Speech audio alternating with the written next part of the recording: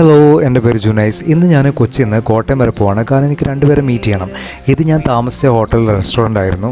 ഭയങ്കര അടിപൊളിയായിട്ടാണ് അവർ സെറ്റ് ചെയ്തിരിക്കുന്നത്. ഭയങ്കര ഗ്രീനിഷാണ്, ഭയങ്കര പീസ്ഫുള്ളാണ്. എനിക്ക് സത്യം പറഞ്ഞാൽ ഇവിടുത്തെ ഫുഡിനേക്കാളും ഇഷ്ടപ്പെട്ടത് ഈ സറൗണ്ടിങ്സാണ്. അങ്ങനെ ഫുഡെല്ലാം കഴിച്ച് കൂട്ടുകാരൻ എന്നെ വൈറ്റിലെ ബസ് സ്റ്റേഷനിൽ ഡ്രോപ്പ് ചെയ്ത് തന്നു. നമ്മൾ ഡേ ടൈമിൽ ഈ പനമ്പള്ളി നഗർ കാണാൻ പ്രത്യേക ഭംഗി തന്നെയാണ് കേട്ടോ. അങ്ങനെ പ്രൈവറ്റ് ബസ്സിൽ കയറി ഞാൻ നേരെ കോട്ടയം വെച്ച് പിടിച്ചു. പിന്നെ കോട്ടയത്തിൻ്റെ ഭംഗി പറയേണ്ട കാര്യമില്ലല്ലോ, അടിപൊളിയായിരുന്നു. എനിക്കെൻ്റെ ബെസ്റ്റ് ഫ്രണ്ടായ ഡോക്ടർ നീരജ നന്ദിനിയും അവളുടെ ഹസ്ബൻഡിനെയാണ് മീറ്റ് ചെയ്യേണ്ടത്. ഇതാണ് ഞാൻ പറഞ്ഞ ആൾ. അവർ പുതിയൊരു വീട് മേടിച്ചിട്ടുണ്ടായിരുന്നു. അപ്പോൾ അതും കൂടി കാണണം.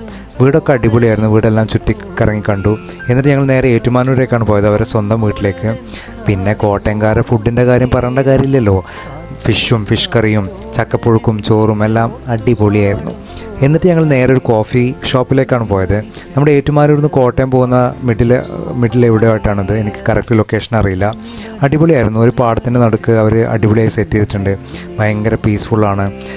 നല്ല ഒരു നാച്ചുറൽ വൈബാണ് അവിടെ. എല്ലാം അടിപൊളിയായിരുന്നു. അവിടുന്ന് ഒരു കട്ടൻ ചായയും ഫ്രഞ്ച് ഫ്രൈസും എല്ലാം കഴിച്ച് എന്നെ ഒരു റെയിൽവേ സ്റ്റേഷനിൽ ഡ്രോപ്പ് ചെയ്ത് തന്നു. പോകുന്ന വഴിയെല്ലാം പുതിയ കുറേ ഹോട്ടലുകളൊക്കെ വന്നിട്ടുണ്ട്. അടിപൊളിയായിരുന്നു. നേരെ ജനശതാബ്ദി കയറി ഷൊർണൂർ റെയിൽവേ സ്റ്റേഷനിൽ എത്തിയപ്പോൾ ഒരു 10 മണിയായി. പിന്നെ കൂട്ടുകാരൻ വന്നിട്ടുണ്ടെന്ന് വിളിക്കാൻ. അപ്പോൾ നാളെ കാണാം. ബായ്.